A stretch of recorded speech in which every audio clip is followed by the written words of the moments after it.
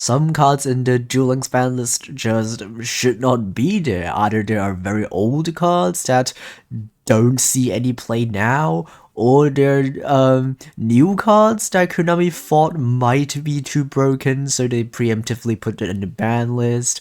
But it turns out it's not that good anyway, and Konami's just being way too careful. And my pick will be Storm. This card was good because of Cyber Dragons and also a bit because of Evil Eye. These two decks were using this card back like 3 years ago, and those two decks don't really see any play. I don't remember the last time I've seen anyone play these two decks in ranked, and I think it will be fine for this card to be unlimited. It is okay. It's going to be pretty good in specific decks like Abyss Actors because it pops your own spells, and also it pops your opponent's stuff without targeting. But because this card will only be good in a very limited amount of decks, and those decks aren't even that good anyway, I think it's totally fine for this card to be unlimited. Thunder Dragon Dark and both Emerald Bird and Yellow Marten, both decks have already shown that they're completely power-crabbed, and both deserve consistency and power back. Keep Levy and Melody at 3, love Thunder Dragons, but I'm scared of what 6 Levy could do to the game. Yeah, I do feel the same. I think Levania and Melody should both be limited with the same number, so they people can't search Levania too easily. The main problem with Thunder Dragons back in the day when they were actually meta was their consistency. They could break boards pretty easily with the Levania and the other board breaking tools that they have. The main problem of that deck is how they get into their combos, how they set up the graveyard with enough stuff for your Levania to banish and also to just draw Levania in the first place. People usually use skills to help them draw into Levania, but if you have 3 Levanias and 3 Melodies, it might be a bit too consistent. So yeah, I do agree that Melody and Levania should be both at 3, but absolutely just unlimit Thunder Dragon Dark. That card is it's not very good in today's meta. It is just power crept, as this person has said. And also, yeah, your Lunar Light, Emerald Bird, and Yellow Marten is I think it's even back then when Lunar Lights were seeing play, I think it was a bit too harsh of a nerf. I know it's because they just released Tenki, which searches for stuff, but especially nowadays where we have a lot more non-targeting removal, it is fine for Lunar Lights to see a bit more play.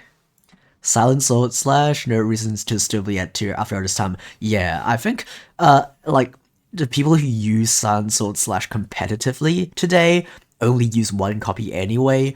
There is this little combo you can do with Honor Mats, where you send Silent Sword Slash using Beatrice, and then you banish it from the graveyard to grab Silent Swordsman, and then you special summon it, and that's a spell negate. But first of all, I don't think this combo is very consistent, because you need to play both Silent Sword Slash and the Silent Swordsman. That's like 2 gauntlets in your deck.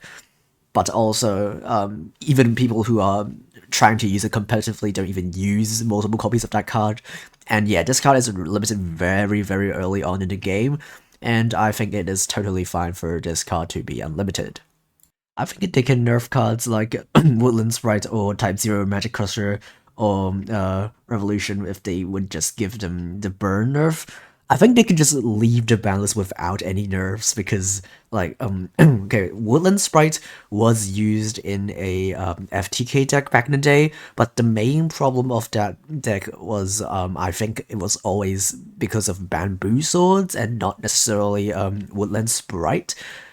And also in like today's standards, we have access to more consistent FTKs. So, and even the more consistent FTKs aren't very consistent anyway.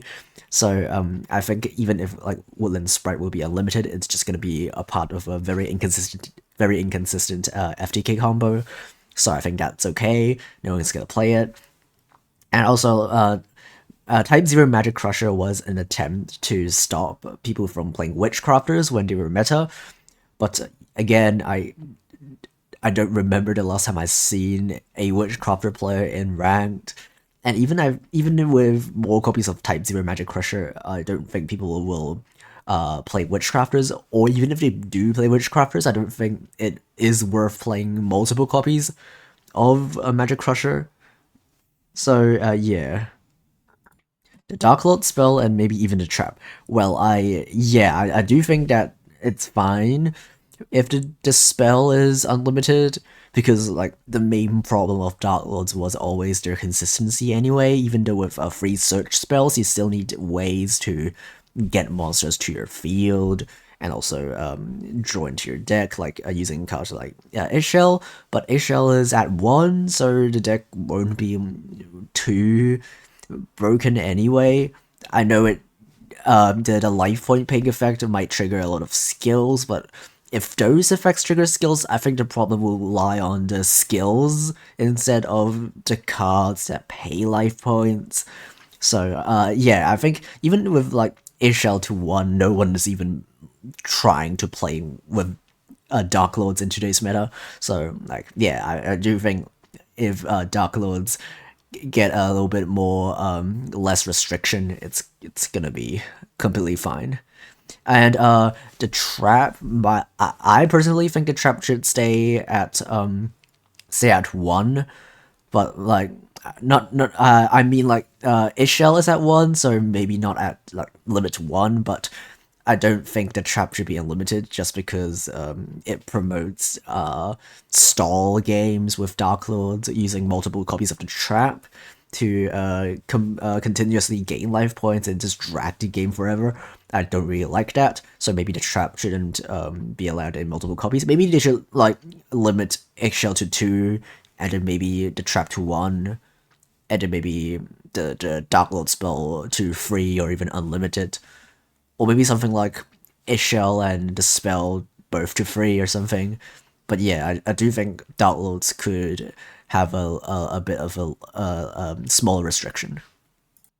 They did my boy Inferno at 13, no reason that deck should be hit as hard as it is. Yeah, I do think in my banlist prediction, I predicted that maybe the spell would be at 2 or maybe at 3, and then the trap would be at 1, or maybe like both the spell and the trap be at 3. But them being both at 2 is a really harsh restriction. I think it basically completely kills the deck. I don't think it needs to be.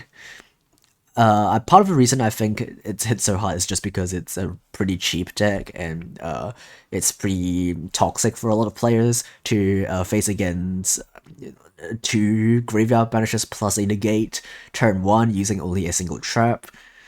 But yeah, I do think like objectively the deck wasn't that game breaking even when they were meta. They were only like the 3rd or 4th best deck, and they have a lot of issues, especially going 2nd.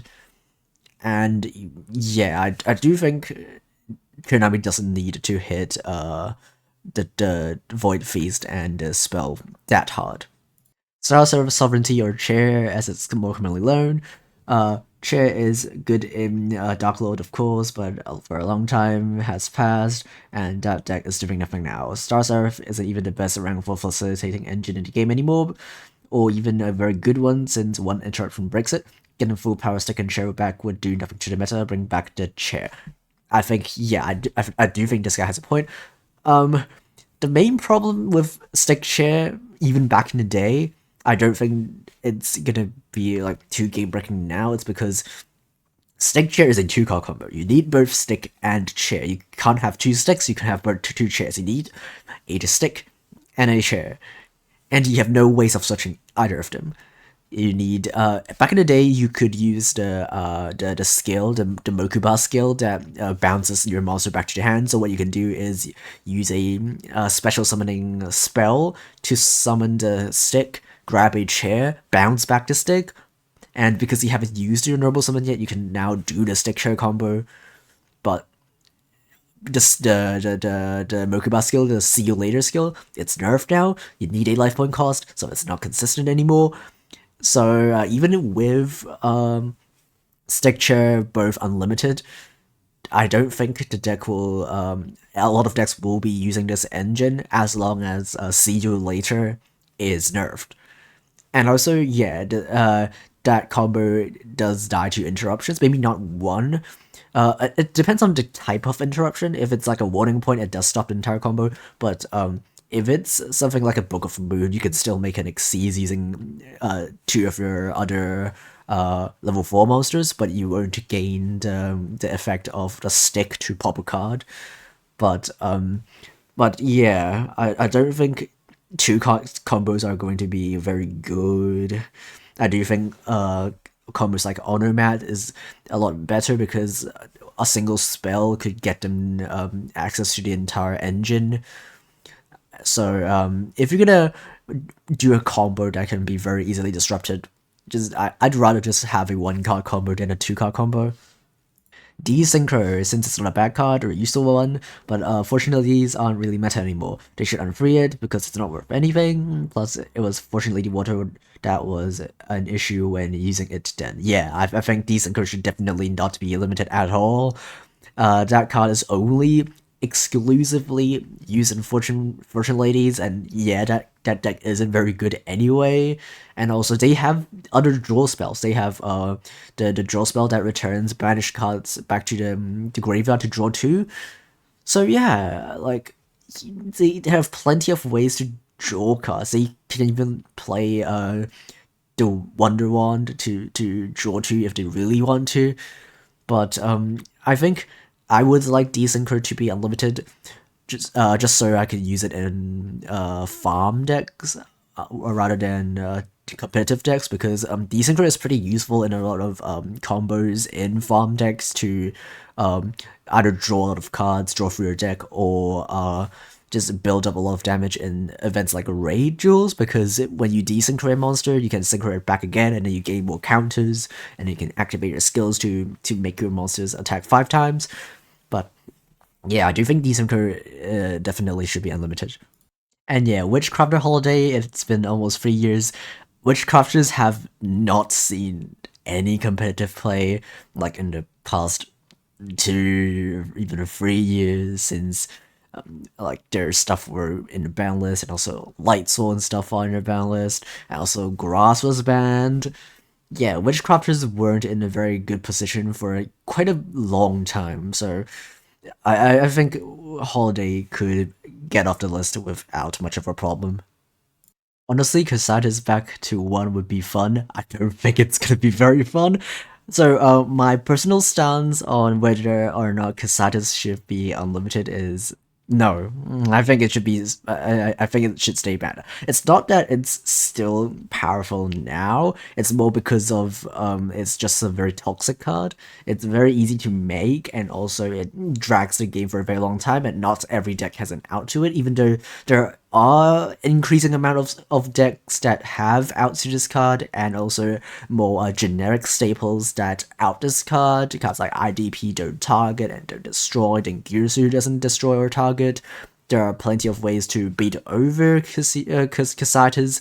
It has only 2900 defense, so a 3k attack monster could beat over it, even if your opponent can't discard a Alistair. It's still on defense, so you're only gonna take 900 damage, and then the next turn you can attack it again.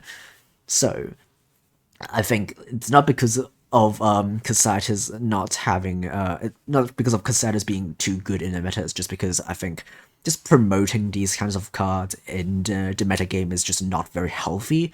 It's kind of like a Hallow the Life Barrier or Rainbow Life. Those cards aren't very good, but it's just not very healthy. I don't think that promotes a fun environment to play in. So yeah, I think just it's fine for it to stay banned.